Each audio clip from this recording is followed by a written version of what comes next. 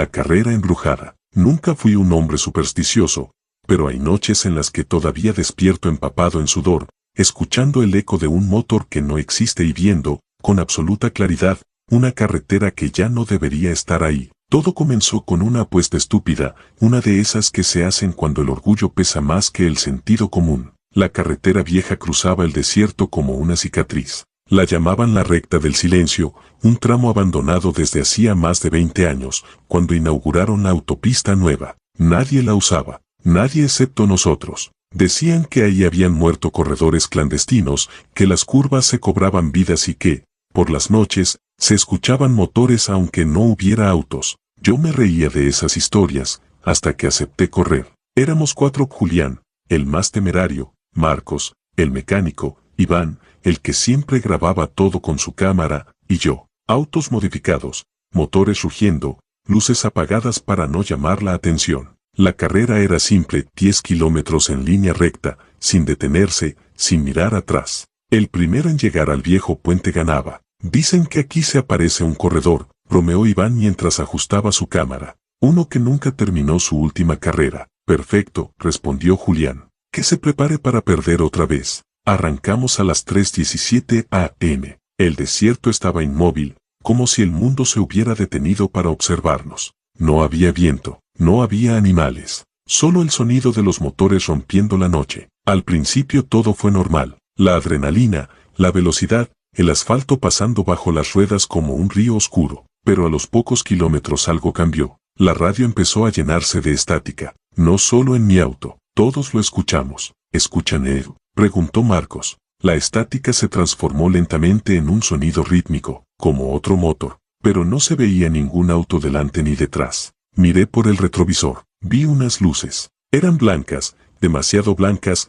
flotando a ras del suelo. No parecían faros normales, no iluminaban la carretera, más bien parecían absorber la oscuridad. El auto que las portaba no tenía forma definida, solo una silueta borrosa, como si estuviera mal enfocada. «¿Hay alguien más?», dije por la radio. «Imposible», respondió Julián. «Nadie viene por esta carretera». Las luces aceleraron. En segundos, ese auto se puso a la par del mío. Giré la cabeza apenas un poco y sentí como la sangre se me helaba. No había conductor. El interior estaba vacío. El volante giraba solo, y en el asiento del copiloto había algo que parecía quemado, como restos carbonizados pegados al cuero. Cuando volví a mirar al frente, la carretera había cambiado. Ya no era recta. La recta del silencio se retorcía ahora con curvas imposibles, como si alguien hubiera doblado el asfalto con las manos. El puente que marcaba la meta estaba mucho más lejos de lo que debería. «Esto no está bien», dijo Marcos, con la voz temblorosa. «Esa curva no existe». Julián, que iba primero, gritó por la radio. «No frenen, es una ilusión, sigan». Entonces ocurrió. El auto sin conductor se adelantó y se puso frente a Julián. Sus luces parpadearon 3 veces. El motor de Julián se apagó de golpe. Solo escuchamos un grito, y luego el silencio absoluto. El punto rojo de su GPS desapareció. «Julián», grité, «responde». Nada. Iván comenzó a llorar. «Esto no es una carrera», dijo. «Es una trampa». El auto fantasma redujo la velocidad, como invitándonos a alcanzarlo. Y lo peor fue entenderlo, no nos estaba persiguiendo, nos estaba guiando. Cada kilómetro se sentía más largo que el anterior. La carretera seguía cambiando, mostrando marcas de frenado antiguas, restos de metal incrustados en el asfalto, manchas oscuras que no parecían aceite. Eran lugares donde alguien había muerto. Entonces escuchamos voces, no por la radio, dentro de nuestras cabezas. «No ganes»,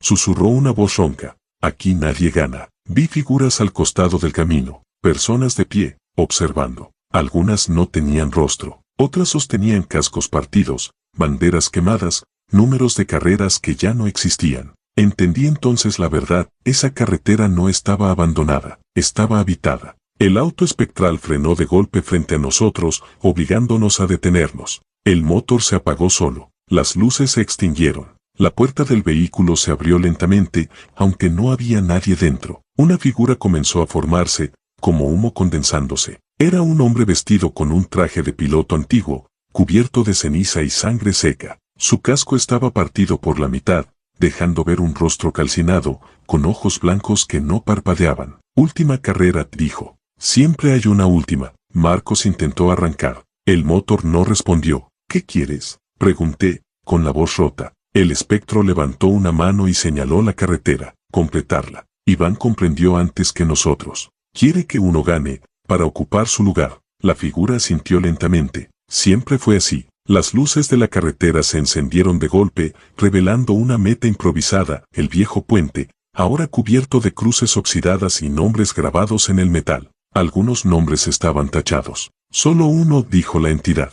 El resto puede irse. Marcos gritó que no. Iván salió corriendo de su auto, desesperado. Yo sentí como el miedo me paralizaba, pero también algo más. La carretera parecía llamarme, como si supiera que yo era el más débil. Iván fue el primero en subir a su auto y acelerar. El espectro sonrió. Que empiece la carrera. Los motores volvieron a la vida solos. El asfalto se estremeció. Las figuras al costado del camino comenzaron a gritar, animando, llorando, suplicando. Iván iba delante, Marcos y yo detrás. La carretera se volvió un infierno, curvas que aparecían de la nada, sombras que cruzaban, manos saliendo del suelo intentando tocar los autos. Vi a Iván perder el control en una curva imposible. Su auto dio vueltas y desapareció en una neblina espesa. Quedábamos dos. Marcos me miró desde su ventana, el rostro descompuesto. No quiero morir, dijo. No así. Entonces hizo algo que nunca olvidaré. Giró el volante bruscamente hacia mí.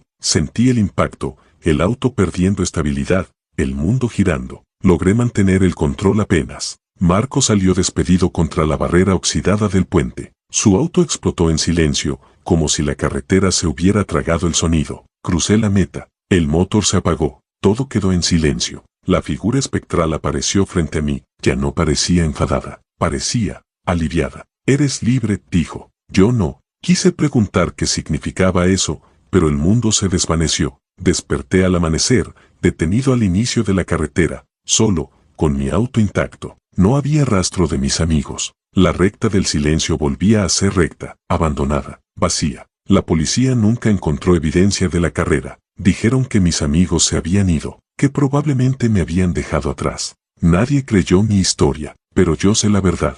Desde esa noche, cada vez que paso cerca de una carretera desierta, el motor de mi auto se apaga solo a las 3:17 am, y en el retrovisor, por apenas un segundo, veo unas luces blancas esperándome. La carretera aún necesita corredores, y algún día, me tocará volver a correr.